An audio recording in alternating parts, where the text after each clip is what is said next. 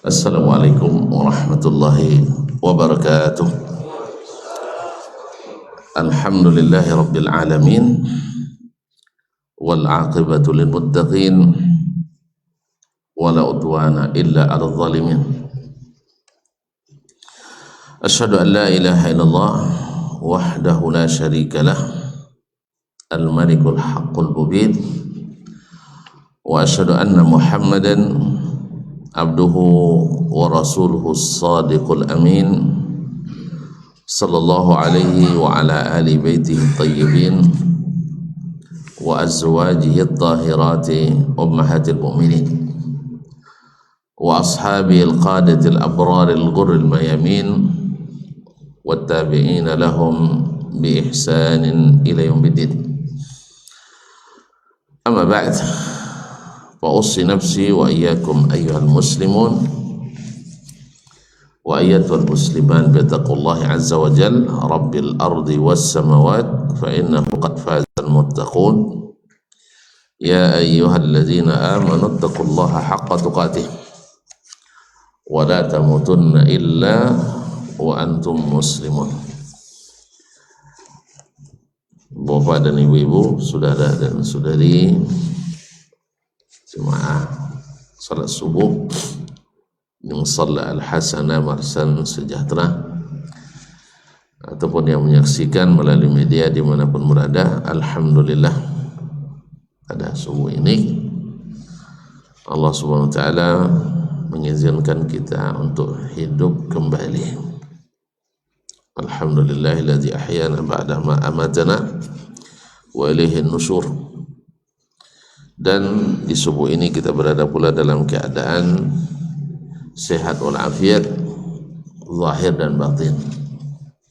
Badan sehat, pikiran pun sehat, sehingga kita datang pula mendekat di salah satu rumahnya ini. Tentu harapan kita kepada Allah sangat besar, mudah-mudahan Allah menerima sehingga kita datang berpahala yang berguna di padang mahsyar. Amin ya rabbal alamin. Oleh itu mari kita bersyukur, mudah-mudahan nikmat ini senantiasa menyertai kita sampai kita husnul khatimah. Salawat dan salam kepada baginda Nabi alaihi salatu wassalam yang senantiasa kita ucapkan di setiap majelis, karena majelis kita majelis ahli sunnah Nabi alaihi salatu wassalam.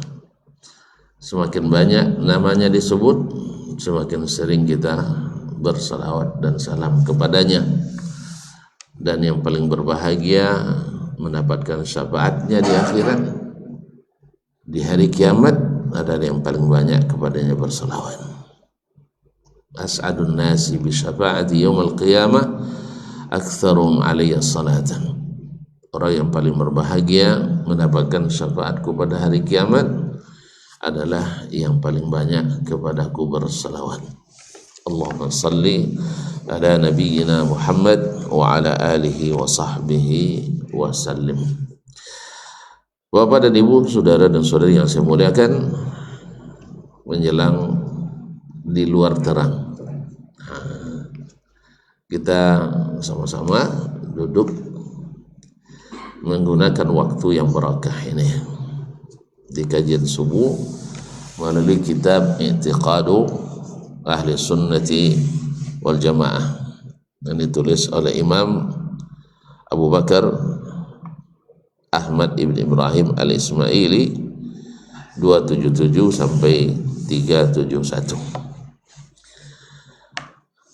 Alhamdulillah sudah beberapa alinea yang sudah disebutkan, dan sekarang masuk pada perkataan beliau rahimahullah, lakinnahu fa'alun lima yasha wa yahkumu ma yurid. Lakinnahu fa'alun lima yasha wa yahkumu ma yurid. Tetapi Allah subhanahu wa ta'ala, ini adalah istidrak dari perkataan beliau sebelumnya bahwa Allah subhanahu wa ta'ala menciptakan manusia la li makna, bukan karena sebab yang mengharuskan dia menciptakan. Bukan maksudnya tidak ada hikmah. Allah menciptakan kita pasti ada hikmah dan gunanya. Cuman maksud beliau tidak ada yang memaksa Allah menciptakan kita. Artinya tidak menciptakan kita, dia tetap maha pencipta dan dia tetap maha kaya dan maha memiliki. Tetapi bukan maksudnya tidak menciptakan makhluknya bukan karena ada illah, bukan karena sebab. Bukan maksudnya tidak ada tujuan, ada. Itu tujuannya adalah supaya kita beribadah kepadanya. Wa ma khalaqtul jinna wal insa illa liya'budun. Aku tidak ciptakan jin dan manusia kecuali adalah hanya untuk beribadah kepada Aku. Makanya sebenarnya kita di dunia ini tidak sulit-sulit, hanya beribadah, baik dengan makna yang khusus atau makna yang lebih umum, baik makna yang muqayyad atau makna yang mutlak. Bahwa ibadah adalah segala sesuatu yang dicintai dan diridhai Allah, baik perkataan maupun perbuatan ataupun keyakinan. Itu sudah ibadah dengan makna yang lebih luas. Oleh sebab itu maka setiap pekerjaan kita, perbuatan kita, keyakinan kita mestilah mengacu dan menurut kepada apa yang Allah inginkan, bukan yang kita senangi atau yang kita inginkan. Nah, ini kalimat lakinnahu, akan tetapi, ya, sambungan dari perkataan sebelumnya bahwa Allah tidak menciptakan kita bukan karena makna tertentu. Lakinnahu fa'alun lima yasha. Tetapi Allah itu maha melakukan apapun yang dia kehendaki. Wa yahkumu ma yurid, dan menetapkan hukum apa yang dia inginkan. Di sini al-muallif mengatakan fa'alun lima yasha, padahal Allah menyebut fa'alun lima yurid. Dalam surah Al-Buruj ayat 16, fa'alun lima yurid, dan perkataan Allah lebih utama. Walaupun makna yasha dan yurid dari satu sisi sama, tapi kalimat iradah itu lebih umum dari kalimat al-masyiah. Kalimat iradah itu mengandung dua makna, iradah kauniyah dan iradah syar'iyah. Sedangkan al-masyiah pada umum, al-masyiah adalah hanya yang berkaitan dengan iradah kauniyah qadariyah. Iradah kauniyah qadariyah. Oleh sebab itu mana iradah itu lebih umum daripada al-masyiah. Makanya fa'alun lima yurid itu lebih utama daripada fa'alun lima yasha. Wa yahkumu ma yurid, dan Allah menetapkan hukum apapun yang dia inginkan. La mubaddila li hukmihi, tidak ada yang bisa mengganti hukum Allah subhanahu wa ta'ala. Tidak ada yang bisa mengganti hukum Allah subhanahu wa ta'ala. Dan Allah subhanahu wa ta'ala juga seperti yang disebutkan setelahnya nanti oleh beliau, la yus'alu amma yaf'al. Allah tidak ada yang memintai pertanggungjawabannya terhadap apa yang dia lakukan, maka dia melakukan apa yang dia inginkan. Dan ini hanya milik Allah. Melakukan apapun yang dia inginkan ini hanya milik Allah. Kalau makhluk enggak. Makhluk kadang melakukan apa yang diinginkan, kadang terpaksa melakukan apa yang tidak dia inginkan. Sahih? Awak nak pergi mancing, bini suruh pergi belanja. Akhirnya keinginan siapa yang berlaku? Hah? Keinginan bini. Sah? Awak nak pergi ngopi kan, istri minta diantar ke klinik atau ke rumah sakit. Dia berlaku keinginan istri. Itulah. Awak nak minum teh, yang datang adalah jus. Jadi yang berlaku adalah kadang-kadang yang kita inginkan, kadang-kadang yang tidak kita inginkan. Makanya yang punya sifat fa'alun lima yurid hanya Allah Subhanahu wa ta'ala. Tidak ada yang mengaturnya. Kalau kita banyak yang mengatur. Awak nak ingin selamanya berkuasa, sah? Kita inginnya selamanya berkuasa. Tapi kadang-kadang belum habis masa berkuasa sudah ada takdir yang maha kuasa. Di tengah jalan kadang-kadang kita terpaksa berhenti. Padahal keinginannya enggak 2 periode minimal. Kalau bisa sampai 3 periode. Nah dikasih 2 periode, ada lagi yang minta periode ketiga. Padahal dulu mereka juga yang membatasi. Ya, kan bagus dulu Pak Soeharto berapa periode kan pelita kan. Habis itu dibatasi, setelah dibatasi minta ditambah lagi. Jadi kita ini kadang-kadang melakukan yang tidak kita inginkan. Ingin kita menang selalu kan, tapi lebih sering kalah. Itulah bedanya. Kalau Allah fa'alun lima yurid. Tapi kalau baik iradah syar'iyyah maupun iradah kauniyah qadariyah. Jadi iradah Allah itu ada iradah syar'iyyah, yaitu yang bersifat asyar'i, yaitu aturan-aturan yang di atasnya ada keuntungan dan kerugian, ada pahala atau dosa, ada ganjaran kebaikan, ada siksa keburukan. Jadi itu namanya iradah syar'iyyah. Nah, iradah syar'iyyah amriyah. Dan ada iradah kauniyah qadariyah, yaitu keinginan kehendak Allah yang berkaitan dengan alam ini yang sifatnya takdir, menentukan mentari terbit di timur selamanya sampai saat terbitnya di barat. Itu adalah iradah kauniyah. Kenapa tidak diganti-ganti ya? Diganti, tapi Anda harus ganti tempat. Jadi itu iradah kauniyah qadariyah. Allah menakdirkan begitu. Ya. Ada hikmahnya pasti. Tahu kita? Alhamdulillah, kalau tidak jangan menentang. Ini sebagian orang kan ya ingin menentang.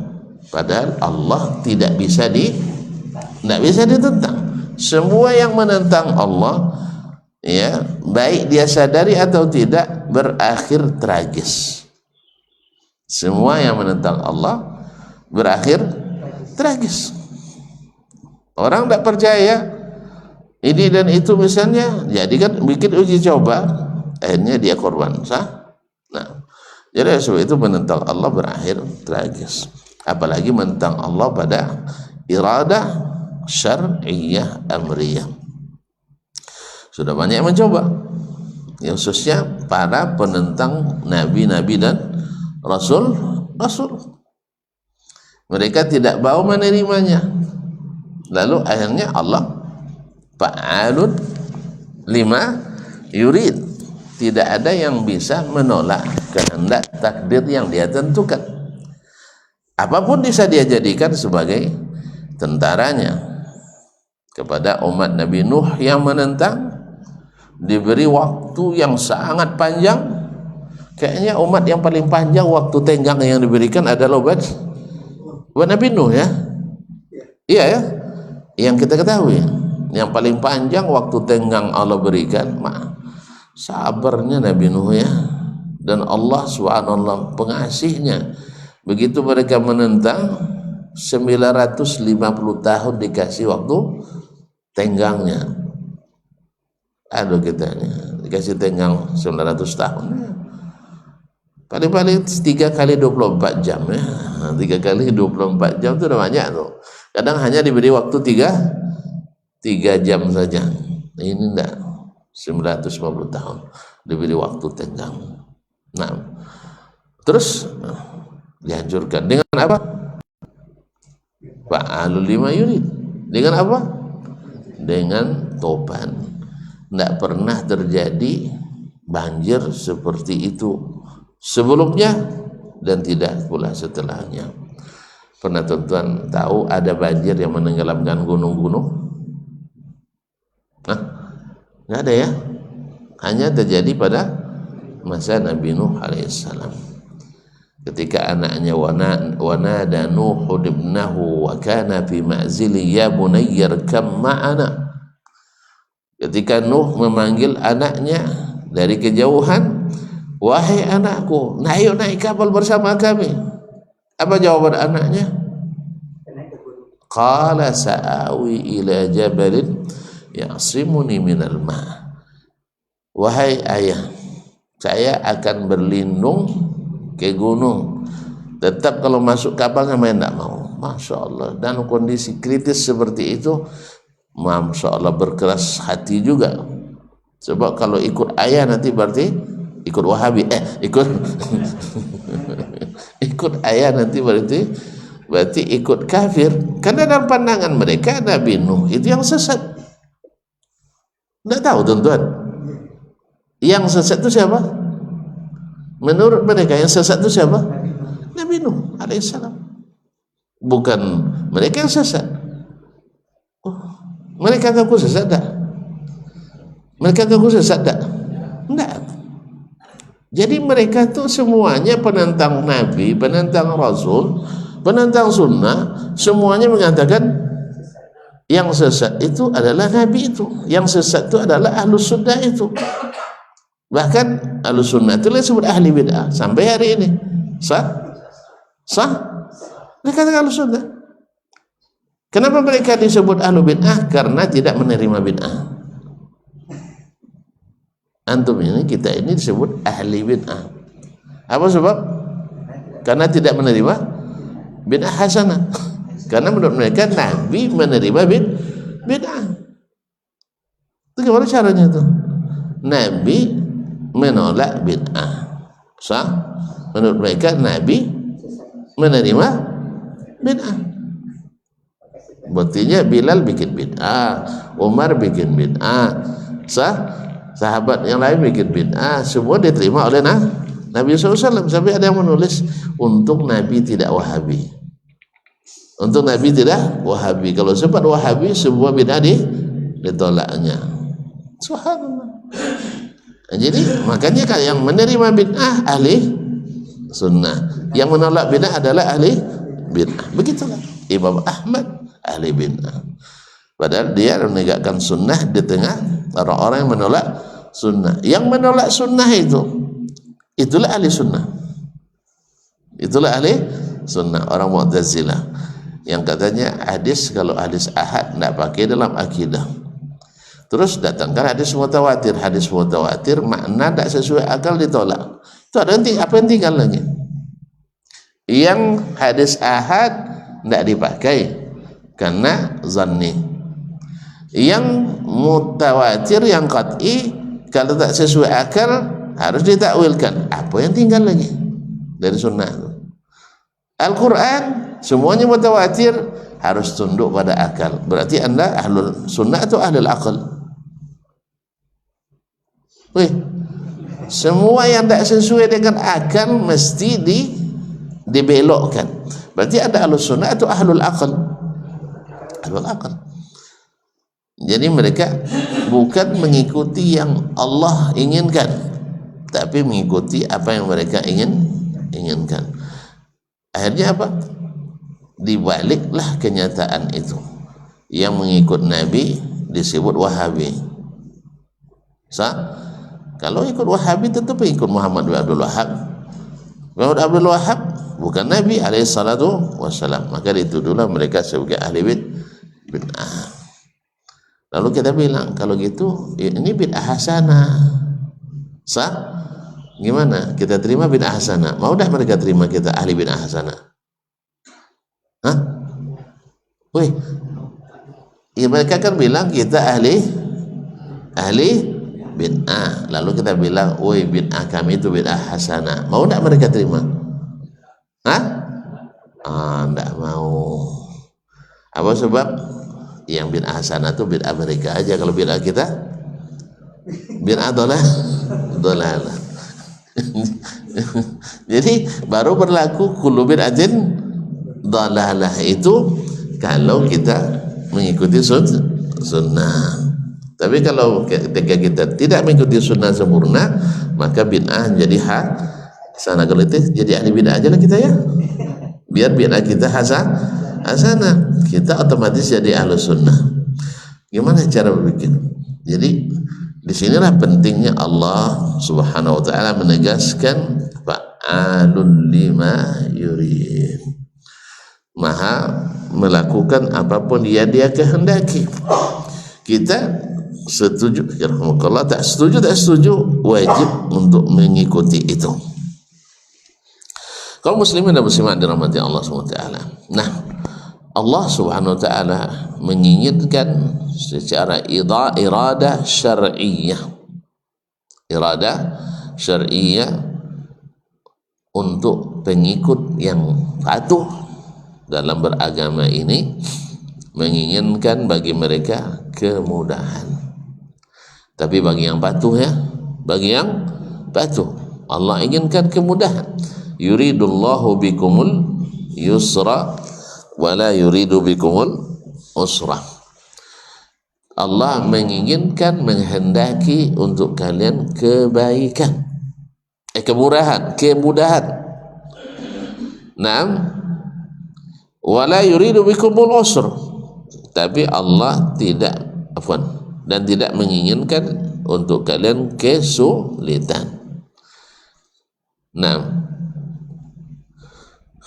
jadi syariat yang Allah terapkan, iradah syar'iyyah, amriyah yang Allah terapkan kepada kita adalah semuanya adalah kemudahan. Makanya beruntung kita menjadi orang taat. Tidak ada yang sulit.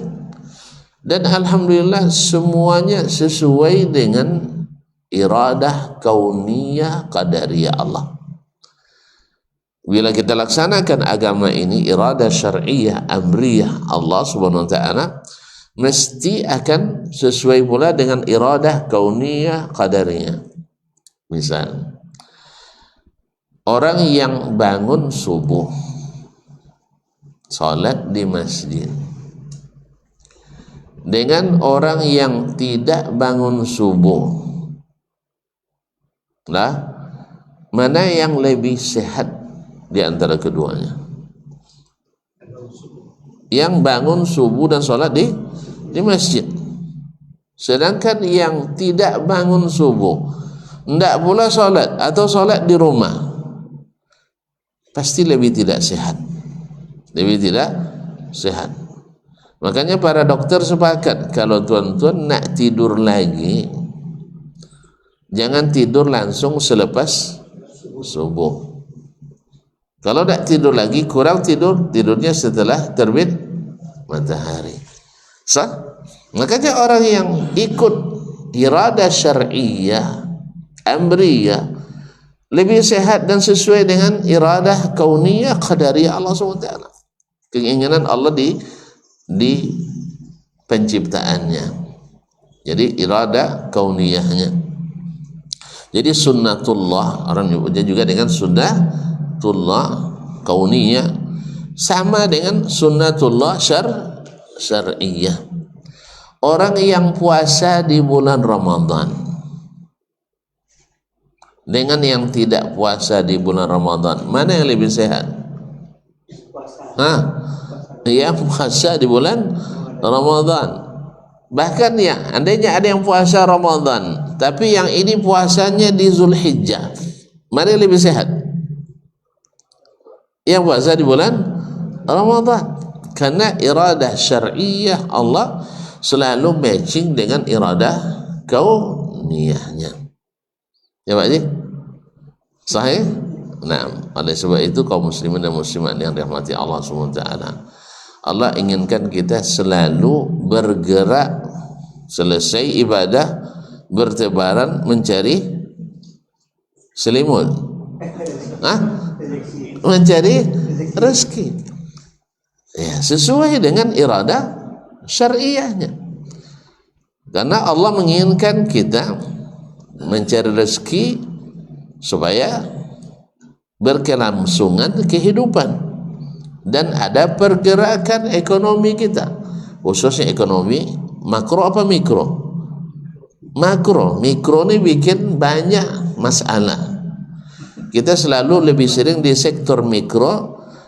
Ya, apa sektor mikro? Ada PT disimpan, sah? Disimpan. Simpan itu sama dengan pembekuan. Barang beku tidak panas, tidak bergerak. Makanya rusak ekonomi kita karena selalu di sektor mikro. Tapi yang sektor makro ada duit, buka lapangan kerja, duit bertambah, pergerakan ekonomi jalan, buka lapangan kerja. Setiap ada peluang buka sehingga pengangguran sedikit, uang barakat. Sah? Ini enggak. Dari uang kita kebanyakan ditabung, diletak di bank. Sah? Maka riba pula. Tentu tidak ada barakahnya. Makanya kau iradah kauniyah, iradah syar'iyah menginginkan kita untuk duit itu dipergunakan. Makanya kalimat wa anfiqu, sah? Kada ada dikatakan iddakhiru, simpanlah, ada. Yang ada adalah diinfakkan, dinafkahkan. Baik diinfakkan di sektor yang menguntungkan dari sisi finansial atau di sektor yang menguntungkan dari sisi akhirat, dan semuanya itu menguntungkan. Tapi kalau ditabung disimpan tidak sesuai dengan iradah kauniyah syar'iyah. Jadi datang subuh ke masjid itu sehat. Karena diteliti orang di Amerika sana, tahu lo Amerika neliti awak nonton tu awak uang mana litihannya orang lebih percaya lo bak kamu ke Amerika kadang-kadang ke awak enggak, bukan mereka lebih hebat dari sisi sains, mereka maju karena mereka itu perhatian utamanya. Diteliti bahwa dalam sel dalam otak kita terdapat beberapa sel yang tidak mendapatkan suplai darah merah. Perlu nak otak dapat suplai darah? Perlu. Kalau enggak stroke. Stroke. Suplai darah merah kecuali di saat sujud. Dan sujud itu bukan sujud biasa. Maksud saya bukan asal sujud saja, tapi sujud solat 5 waktu sesuai intervalnya. Interval waktunya sesuai dengan solat 5 waktu. Berarti ini iradah syar'iyah menginginkan kita hadir di solat 5 waktu tepat waktu bersama imam. Karena kalau solat sendiri sering tidak tepat waktu. Kalau solat di awal waktu bergulut-gulut, tuh gulut-gulut, tergesa-gesa. Kalau solat sendiri sah? Atau solat di akhir waktu, itu lebih lagi. Nah, makanya disuruh kita untuk bersama-sama sehingga sama-sama menikmati itu. Sah? Akhirnya, makanya kalau kita solat bersama lebih tenang daripada solat sendiri. Enggak juga Ustaz katanya, imam itu apa bacanya. Makanya cari imam yang bacaannya betul. Dibuatlah tahsin Al-Quran. Awak buat tahsin Al-Quran lah curiga Ahlus Sunnah yang asli itu, ya, Ahlus Sunnah yang menerima bid'ah itu curiga dia. hati-hati. Awalnya dimulai dengan tahsin Quran, lama-lama ramai masjid tuh. Habisnya pemilihan pengurus, mereka jadi pengurus. Pertahankan masjidmu, biar kosong, yang penting jangan dikuasai oleh Wahabi. Kosong lebih tenang daripada diisi dengan kegiatan keagamaan. Jadi memang begitu pula mereka, pakarnya mengosongkan masjid. Itu keahlian. Itulah, kalau keahlian itu lebih ahli lah Abu Jahal dan Abu Lahab dulu. Kalau keahlian itu tidak perlu dipelajari itu. Nah, tapi makanya buat kegiatan tahsin supaya kalau imamnya tak mau ikut tahsin, nanti sadar sendiri dia, jamaah sering perbaiki bacaannya, subhanallah katanya. Akhirnya mau tidak mau dia ikut juga tahsin, karena sebagian imam gengsi juga. Sebagian imam gengsi karena dia sudah jadi qari belum tentu bacaannya bagus. Ya, karena kadang-kadang di bacaan seni dan mujawwad itu kadang berlebihan panjangnya kan. Buktinya saya sering sholat di belakang orang yang masya Allah kalau bayati, sirka, nahawan bagus kan, tapi pas murattalnya kacau. Nah, akhirnya buat tahsin. Nah, cuman itulah kalau tuan-tuan bikin tahsin dicurigai akan merebut masjid. Makanya jangan rebut masjid, weh. Kita bukan merebut masjid, tapi mengisi masjid. Nah, kalau tuan-tuan tidak mau direbut masjid, isi masjid tuh, ya, supaya tidak direbut oleh orang Wahabi nanti. Isi masjid tuh, bawa jemaahnya, kan mayoritas tuh katanya, mayoritas, tapi tidak ada orangnya. Nah, jadi isi masjid itu. Nah, dan uruslah dengan baik, buat kegiatan. Jadi imamnya buat imam yang bacaannya bagus gitu. Jangan yang selawatnya aja yang bagus. Ini lebih panjang selawatnya daripada salatnya. Mana yang lebih bagus, selawat panjang atau salat? Ini kan ada boleh yang bilang sihnya selawat itu lebih afdol dari salat katanya. Loh, kok bisa? Karena selawat unsur terpenting dalam salat. Berarti sama mengatakan mesin lebih afdol daripada seluruh mobil. Maksudnya memang mesin unsur terpenting di mobil, tapi apakah mesin lebih afdol daripada seluruh mobil? Tidaklah. Nah, makanya mereka bilang majlis selawat jangan sampai tidak hadir, tapi kalau sholat boleh sekali-kali dah. Kan kenyataannya gitu. Yang tak ikut tahlilan ini tidak memasyarakat. Yang tak ikut yasinan ini tidak tinggi sosialnya. Nah, tapi yang tak sholat, ini hebat, karena selalu hadir acara tahlilan, hadir salawatan. Makanya inilah Ahlus Sunnah yang sesungguhnya. Ahlus Sunnah yang sesungguhnya. Padahal yang harus menjadi patokan sebenarnya adalah rajin ke masjid. Tadilah karena iradah kauniyah Allah dengan iradah syar'iyahnya bertemu di situ. Bahwa orang yang rajin sholat berjamaah itu akan sehat-sehat otaknya dibanding yang tidak sholat berjamaah. Karena yang tidak berjamaah seperti tadi, subuh ini kadang sholat dah 3 hari. Kalau sholat sebelum subuh, tidak sholat subuh nama tahajud. Ada pula yang masya Allah rajin tahajudnya, tapi sholat subuh tidak tidak berjamaah. Saya saksikan sering itu, khususnya di Jakarta dulu. Masya Allah selepas Isya mereka datang ke masjid, menjelang azan subuh mereka pulang meninggalkan masjid. Jadi Isya tidak berjamaah, subuh entah tidak berjamaah. Ya kalau tidur setelah subuh atau menjelang subuh, kira-kira gimana ya? Allahu a'lam. Iya, karena di antara yang saya lihat di antara tetangga tuh jam 8 baru gini-ginikan matanya di depan tuh. Subuh tadi enggak ada, pasti tidak ada di masjid. Jadi mereka menginginkan atau mengamalkan bukan kehendak Allah, tapi kehendak coba bayangkan maghrib isya tidak berjamaah, datang ramai-ramai ke masjid setelah orang selesai sholat isya, ada ustadznya, ada kiai, ada, bukan tidak ada kiai, tidak ada ustadz.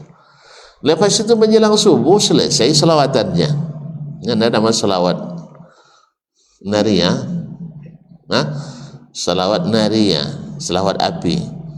Saya khawatir membawakan masuk ke dalam api sesuai dengan namanya. Jadi kaum muslimin dan muslimat dihitung nanti bawa kerikil dan masing-masing hitung entah 4.444 kali kan sampai menjelang subuh. Sekitar sejam menjelang subuh mereka bubar. Berapa ya kebaikan yang mereka hilangkan? Padahal Nabi katakan man shallal isya'a fi jama'atin fa ka'annama shalla nisfa lailah. Siapa yang salat isya berjamaah pahalanya sama dengan salat isya setengah malam. Ini salat wajib. Wa man shalla subha fi jama'atin fa ka'annama shalla al-laila kullah. Siapa yang salat subuh berjamaah seperti salat semalaman, salat wajib. Ini kadang-kadang orang di Ramadan tarawihnya berjamaah, isyanya di rumah. Sebagian ya, ada sebagian ya.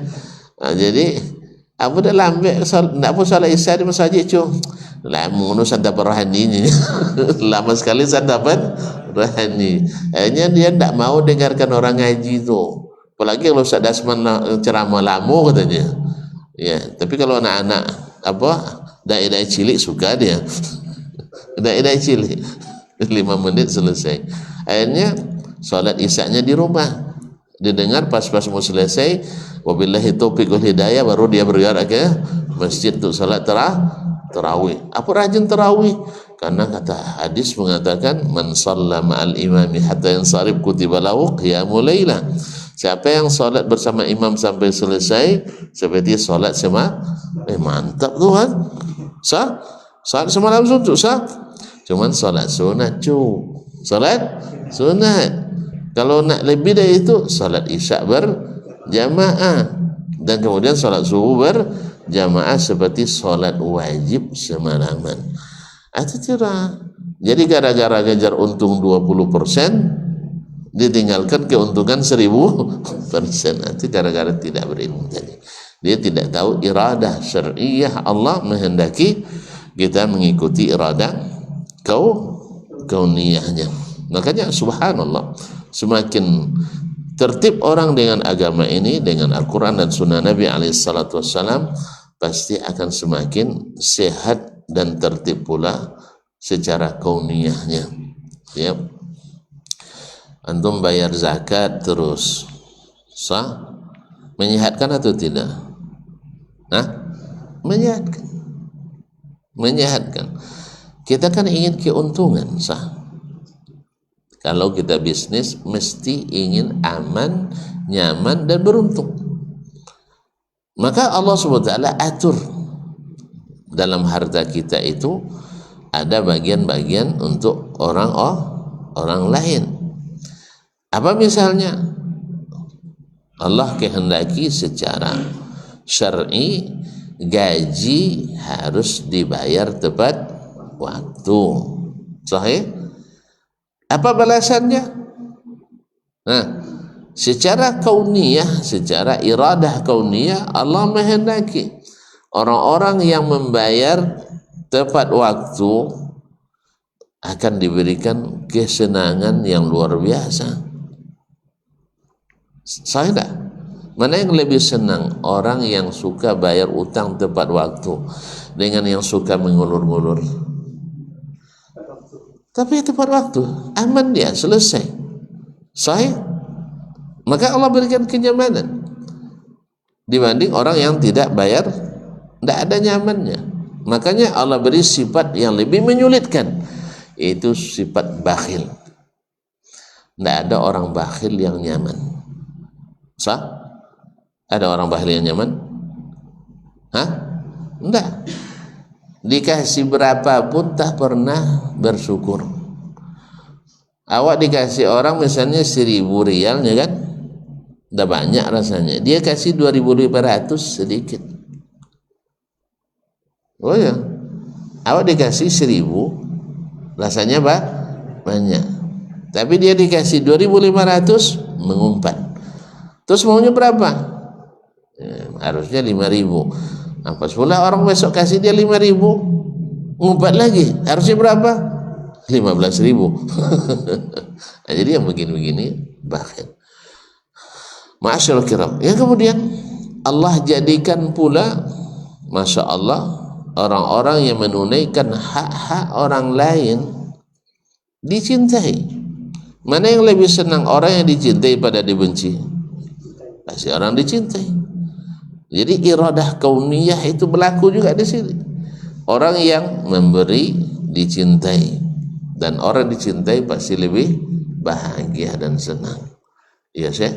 Kalau antum berjalan di Marsan ini, lalu antum tahu semua warga di sini menyenangi dan mencintai antum, nyaman tak berjalannya? Nyaman kan? Tapi kalau sempat antum berlewat di tempat semua orang membenci antum, senang tak? Hah? Pasti tidak senang. Makanya orang-orang yang menunaikan segala yang Allah iradah syar'iyahnya, maka berlaku padanya iradah kauniyah yang menyenangkan tadi. Masya Allah. Makanya kaum muslimin dan muslimat dirahmati Allah, Allah tidak bisa dikritisi, karena memang semua yang dia ciptakan baik dari syariatnya maupun takdir pada makhluknya adalah semuanya kebaikan. Maka Allah inginkan untuk orang-orang beriman semua kemudahan dan tidak menginginkan kesulitan. Makanya kaum muslimin dan muslimat, segala hal yang memudahkan selama tidak berdosa itu adalah syariat. Keinginan Allah secara syar'i dan keinginan Allah secara kauni. Apa contohnya? Umar bernazar iktikaf di Baitul Maqdis sebulan sampai ke Nabi alaihissalatu wassalam. Yang namanya nazar wajib ditunaikan. Lalu coba bayangkan sebulan dia Baitul Maqdis, lama enggak? Lama sekali. Pergi ke sana, berangkat pula sebulan, pulang sebulan, lama kan? Sulit kan? Akhirnya Nabi bilang, bayar nazarmu, tapi itikaf di Masjidil Haram. Mana yang lebih mudah, pergi ke Makkah daripada pergi ke Baitul Maqdis? Makkah 441 kilometernya, ke Baitul Maqdis 1.200 kilo. Mana yang lebih dekat? Dekat Makkah. Kemudian mana yang lebih aman? Nah, pergi ke Mekah atau ke Baitul Maqdis? Ke Mekah lebih aman. Sah? Karena tinggal mana yang lebih aman? Iktikaf di Baitul Maqdis atau iktikaf di Masjidil Haram? Serius bang. Apalagi sekarang. Sekarang rentan diserang Yahudi kan? Nah, Baitul Maqdis Mekah lebih afdal, lebih aman. Mana yang lebih besar pahalanya? Masjidil Haram, karena sekali salat lebih dari 100.000 kali salat. Baitul Maqdis hanya 500 kali. Makanya Nabi arahkan dia untuk yang lebih mudah tetapi lebih indah. Sah?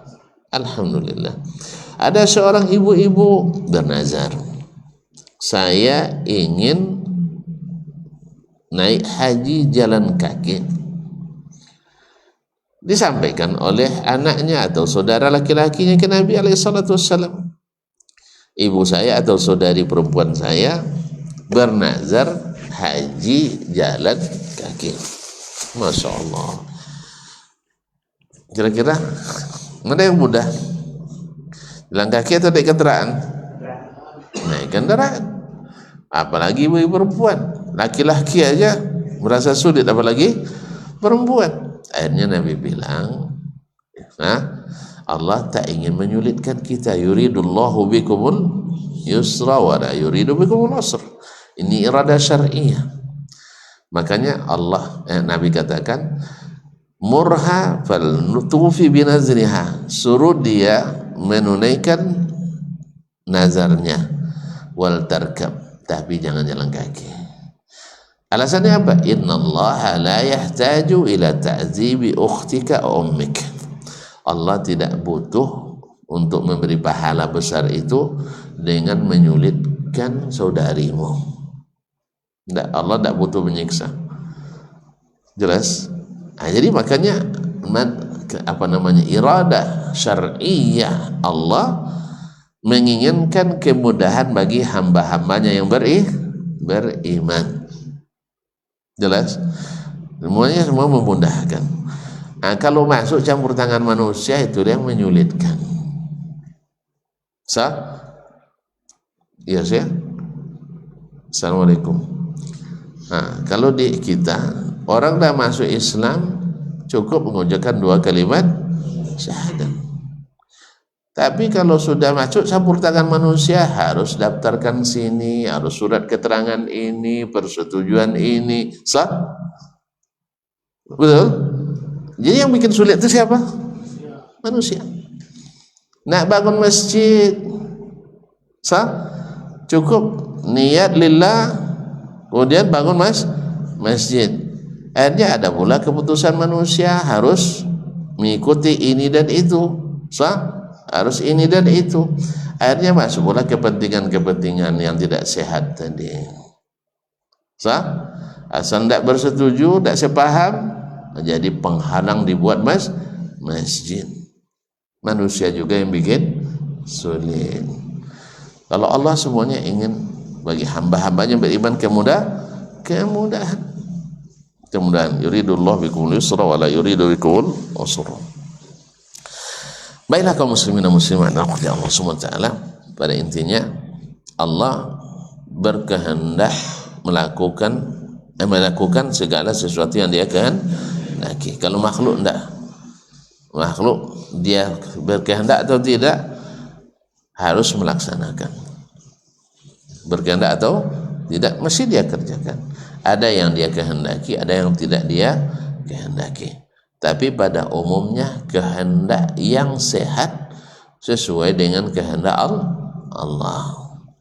Sesuai kehendak yang sehat. Ini ada kehendak yang tidak sehat. Kehendak yang sehat, ya misalnya kalau sudah makan, kehendak yang sehat tentu makan makanan yang halal dan bergizi, sehat. Tapi ada kadang-kadang ya kehendak kita memakan yang tidak sehat. Allah tidak suka itu. Makanya dia perintahkan, kulu min thayyibati ma razaqnakum. Makanlah yang baik-baik dari rezeki yang kami berikan. Yang haram rezeki juga, iya, tapi rezeki yang tak boleh dikonsumsi. Kadang-kadang orang melakukannya tidak sesuai dengan kehendak Allah Subhanahu wa taala. Ma'asyiral kiram, meninggalkan itu sebenarnya tidak kehendak kita, tapi harus tunduk pada kehendak Allah Subhanahu wa taala, karena kehendak Allah itu mutlak.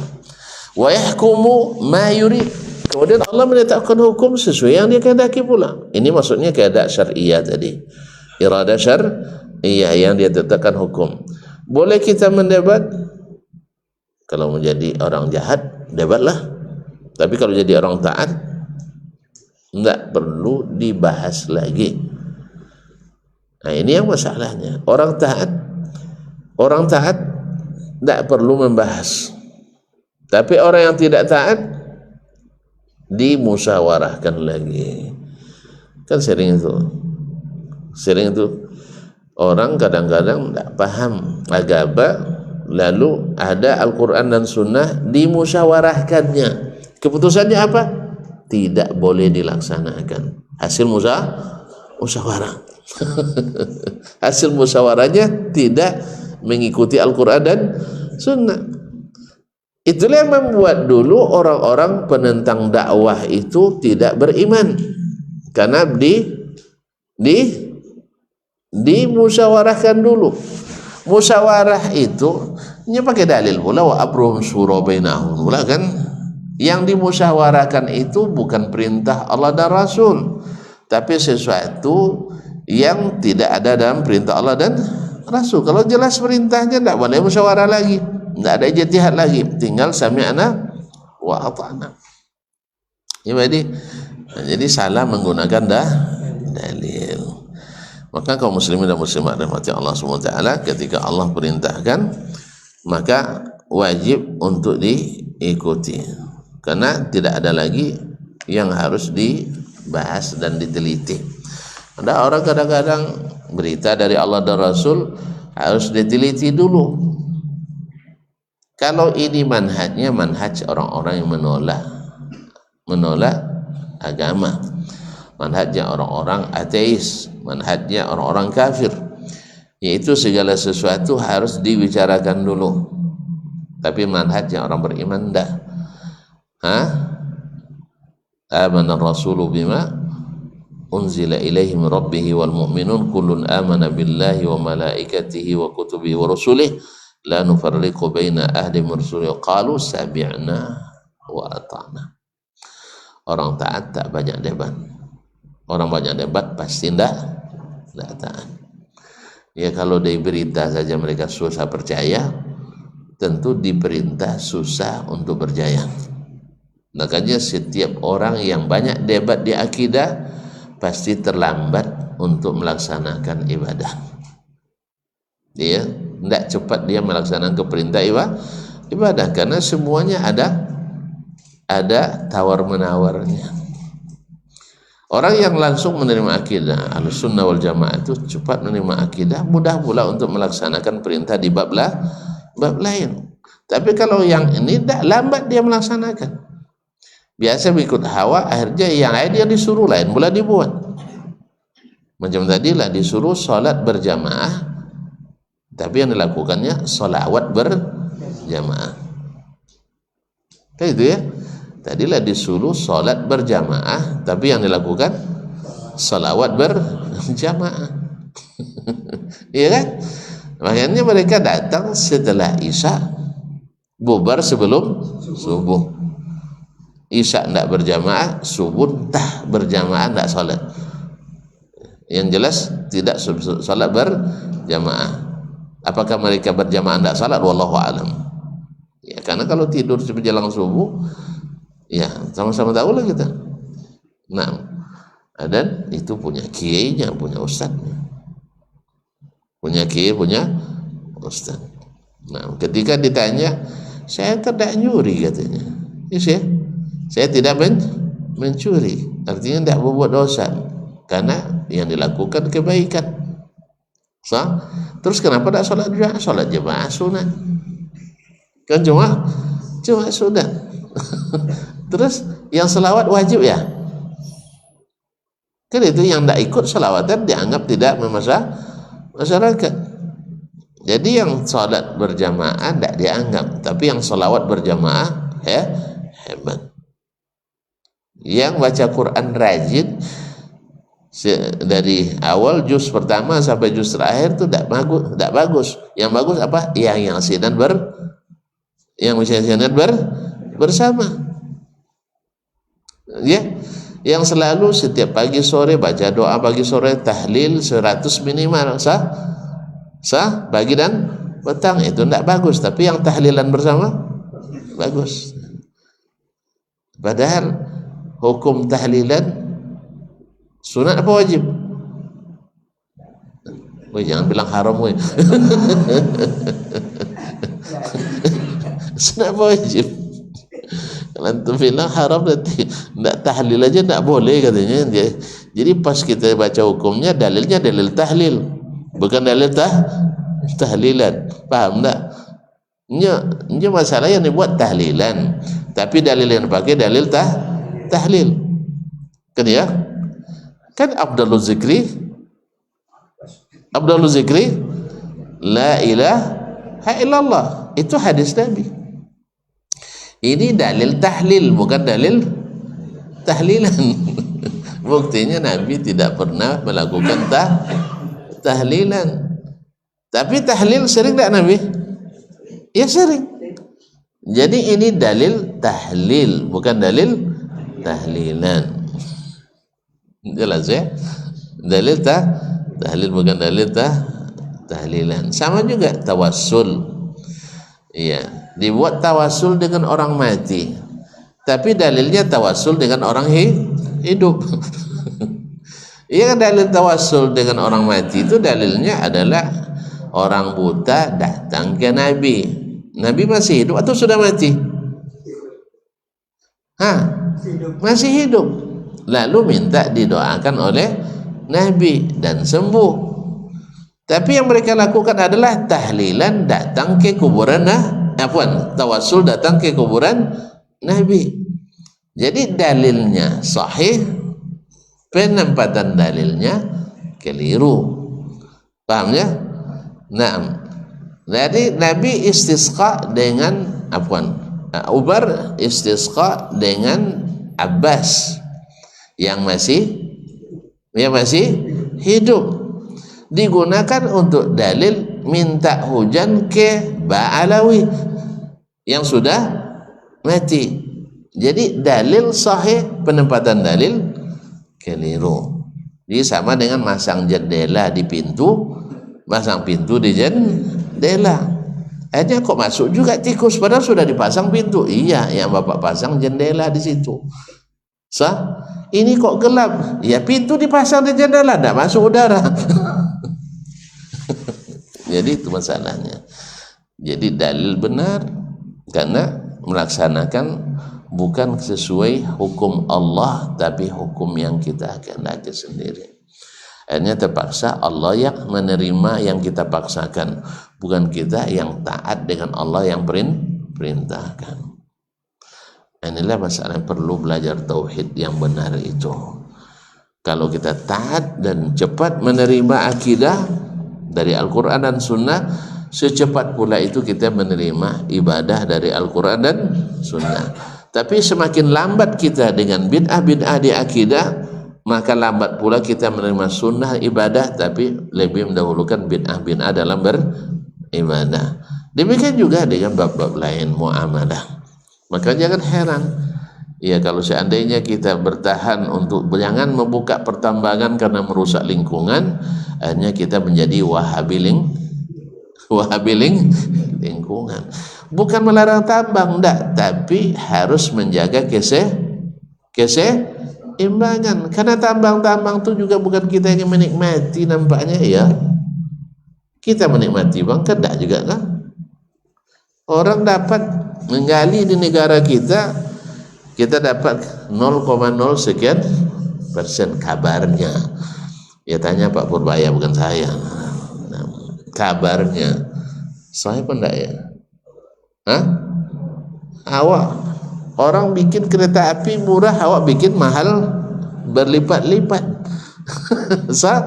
Karena memang kita orang kaya dan hebat, bikin hutang. Ya, semua itu karena hasil debat. Bukan karena hasil taat. Kalau tak ada aturan tidak terjadi. Tapi karena rajin berdebat maka terjadi. Semuanya hasil debat. Oleh sebab itu besok jangan jadikan debat sebagai patokan, tapi jadikan taat sebagai patokan. Apalagi menjadikan khianat sebagai patokan, tapi jadikan amanah sebagai patokan. Rumusnya, kalau tuan-tuan cepat yakin di akidah, insya Allah cepat yakin di ibadah. Makanya orang-orang yang akidahnya betul-betul Al-Quran Sunnah, pasti ibadahnya juga ikut Al-Quran dan Sunnah. Tapi bila di akidahnya sudah campur dengan bid'ah, mesti ibadahnya juga bercampur dengan bid'ah.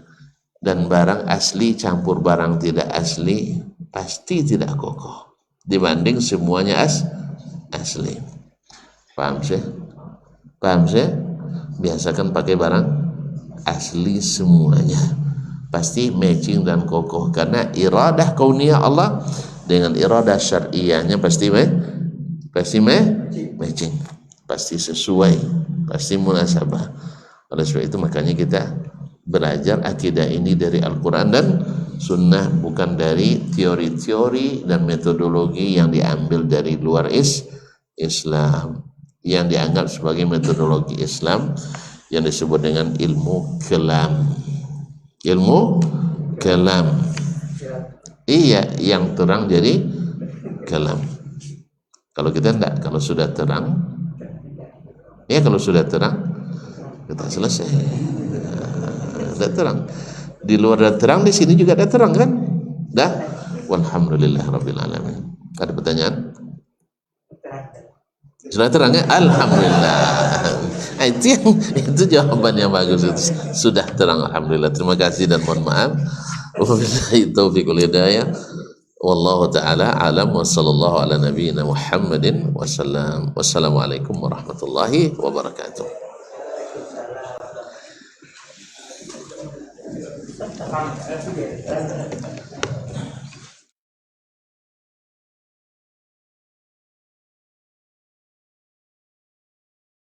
Assalamualaikum warahmatullahi wabarakatuh. Alhamdulillah.